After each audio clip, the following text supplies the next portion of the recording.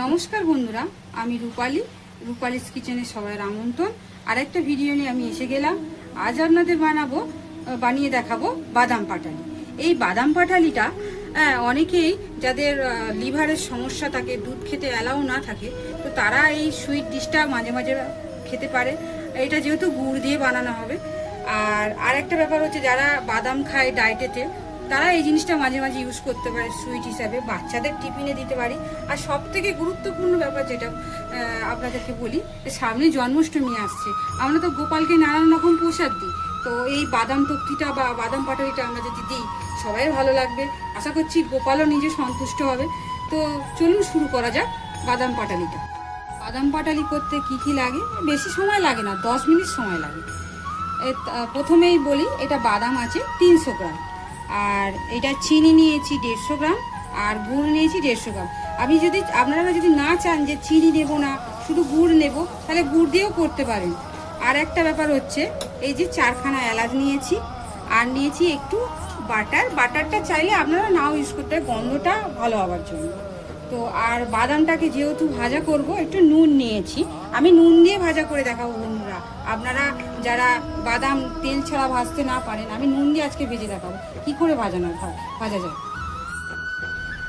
আমি গ্যাসটা জ্বালিয়ে নিয়েছি, কড়া বসিয়ে দিয়েছি, আর এই যে 4টে এলাচ একটু হালকা নেড়ে ছেড়ে নেব। এটাকে একটু ভেজে আর ওই যে হামলদেশটা দিয়ে একটু ঠুকে নেব, এটা ভালো হয়। এলাচটা ভাজা হয়ে গেছে, এবারে কড়াইয়ের মধ্যে নুন দিয়ে দেব।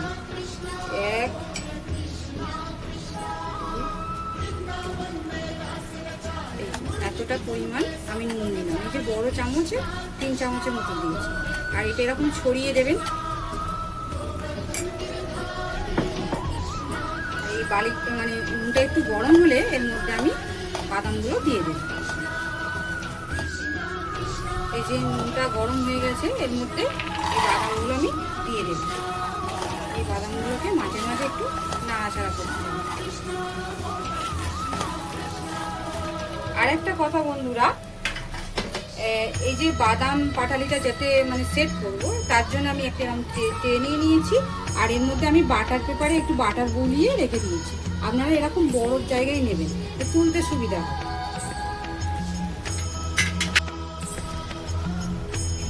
এই যে বাদাম ভাজা হচ্ছে, এটাকে এবার তুলে নেব।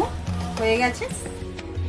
দেখুন বন্ধুরা, এই যে বাদাম দেখছেন কেমন শব্দ করে ফাটছে মুখগুলো। এই যে এগুলো সব কটা দেখবেন মুখ ফেটে যাবে আর কালারটা চেঞ্জ হয়ে যাবে, তখন ভাববেন যেটা হয়ে গেছে। দেখুন বন্ধুরা, সব কালার চেঞ্জ হয়ে গেছে, আর এই যে মুখগুলো সব ফেটে গেছে। এবারে আমি নামিয়ে আর খোসাগুলো ছাড়িয়ে আপনাকে দেখাচ্ছি। বন্ধুরা, এই বাদামের খোসাগুলো ছাড়িয়ে নিয়েছি, এই যে দেখুন। আর এরকম ভেঙে নেবেন। আর এতে কিছুটা বাদাম আমি দেবো, দিয়ে এখনো গরম আছে যেহেতু। আর এই যে এরকম একটু হালকা ভেঙে নেব, আপনাদেরকে দেখাচ্ছি। সবটা ভাঙবেন না, হাফটা ভাঙবেন আর হাফটা গোটা রাখবেন।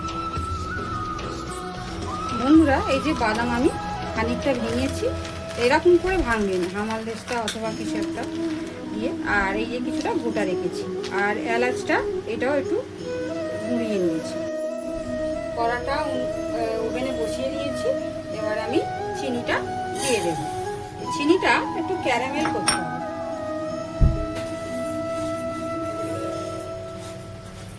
তো চিনিটা একটু ক্যারামেল হোক। বন্ধুরা, এই যে চিনির ক্যারামেলটা হয়ে এসছে, এবারে বেশি কিন্তু ফোটাবেন না, তাহলে তেতো হয়ে যাবে। এই যে হালকা এই যে রংটা ধরেছে, এবার এর মধ্যে আমরা দুধটা অ্যাড করে দেব। এই যে দুধটা আমি অ্যাড করে দিলাম, দুধটাকেও ভালো করে মেল্ট করতে হবে। বন্ধুরা, এই যে গুড়টা দেওয়ার পর থেকে কালারটা এরকম এসছে। আপনারা অনবরত চালিয়ে যাবেন, নালে জমাট খেয়ে যাবে। আর হচ্ছে আমি গ্যাসটাকে বন্ধ করে দিয়েছি, এবারে আমি গ্যাসটাকে অন করে দেব। একদম হালকা লোয়েতে দেবেন। আর এর মধ্যে আমি এলাচটা যেটা এই যে দিয়ে দেবো এর মধ্যে। এটা আপনারা না চাইলে দিতে পারেন, কিন্তু গন্ধটা ভালো। এবার এর মধ্যে আমি একটু বাটার দিয়ে দেব, খুবই সামান্য এইটুকু।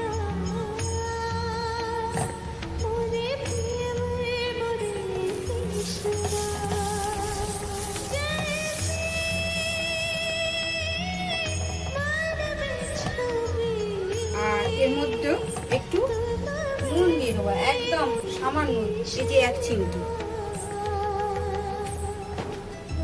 এবারে আমি বাদামটা দিয়ে দেব।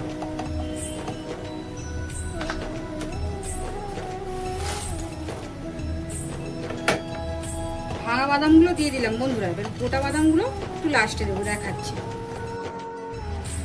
এই যে বাদাম দিয়ে দিলাম, এবারে এটাকে একটু নেড়ে চেড়ে নামিয়ে নেব বন্ধুরা। এই যে এরকম হয়েছে, এবার আমি এটা নামিয়ে নেব।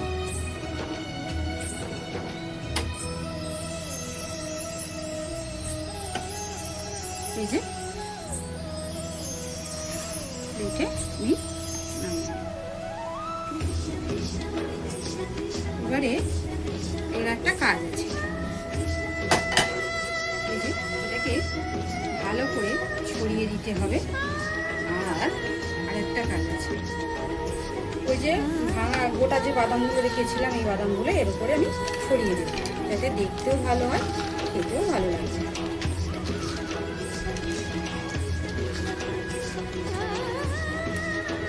আর এগুলো এরকম ভাবে একটু চেপে দেবো।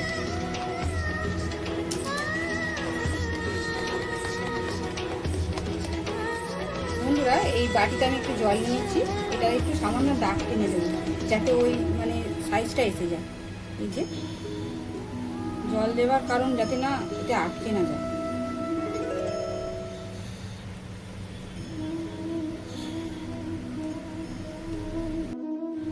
বন্ধুরা, এটা রেডি। আধা ঘন্টার জন্য ফ্যানের তলায় রেখে দিই, ঠান্ডা হয়ে গেলে এটা ভেঙে আপনাদেরকে দেখাচ্ছি।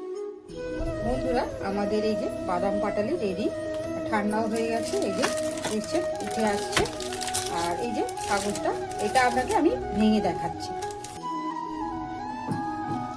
বন্ধুরা, এই যে আমাদের বাদাম পাটালি রেডি হয়ে গেছে।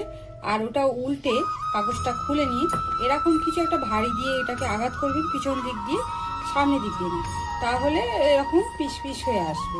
আর এইটা আপনারা কন্টেনারে ভরে নর্মাল ফ্রিজে রাখলে সারা মাস খেতে পারবেন, অসুবিধা কিছু নেই। আর একটা কথা বন্ধুরা, আপনারা বাড়িতে বানিয়ে খেয়ে কমেন্টে অবশ্যই লিখবেন। আর আমার চ্যানেল সবাই দেখে বন্ধুরা, কিন্তু একটা লাইক শেয়ার সাবস্ক্রাইব করলে আমি অনেকটা ভালো লাগে আমার, কারণ অনেকেই ভিডিও দেখেন কিন্তু আমাকে লাইক শেয়ার সাবস্ক্রাইব করে না। আর আমি অনেকটা সময় নিয়ে করি যেহেতু। আর একটা ব্যাপার, আমার বাড়িতে দুটো বয়স্ক মানুষ, দুটো বাচ্চাকে সামলে আমি এগুলো করি। আর আপনারা যদি সাপোর্ট করেন তাহলে সামনে আমি আর একটু এগিয়ে যেতে পারি।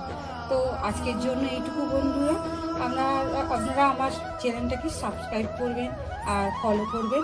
আজকের জন্য এইটুকু। আর একটা ভিডিওতে দেখা হচ্ছে। আপনারা সবাই ভালো থাকবেন, সুস্থ থাকবেন। টাটা।